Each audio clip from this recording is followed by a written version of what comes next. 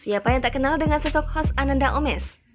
Sama seperti pesohor di dunia hiburan lainnya, Ananda Omesh juga pulang kampung dalam momen Idul Fitri 2022 ini. Dilansir Grid.id dari akun Instagram @omeshomesh, pada Kamis 5 Mei 2022, Ananda Omesh mengunggah momen pulang kampungnya. Tampak video singkat yang memperlihatkan kampung halamannya di Sukabumi. Omesh memamerkan rumah sederhana berlantai keramik merah, jalanan gang, hingga danau kecil di dekat rumahnya. Deretan foto-foto masa kecil yang terpajang di rumah juga turut ia rekam. Omesh juga terlihat menyapa dan menyalami tetangganya. Lewat kolom caption, Omesh mengunggah cerita pulang kampungnya ke Sukabumi.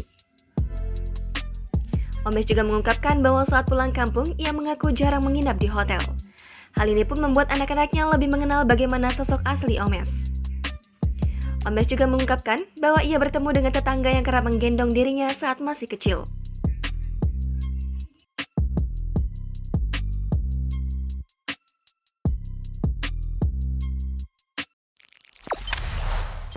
Jangan lupa subscribe, share, komen, dan like ya.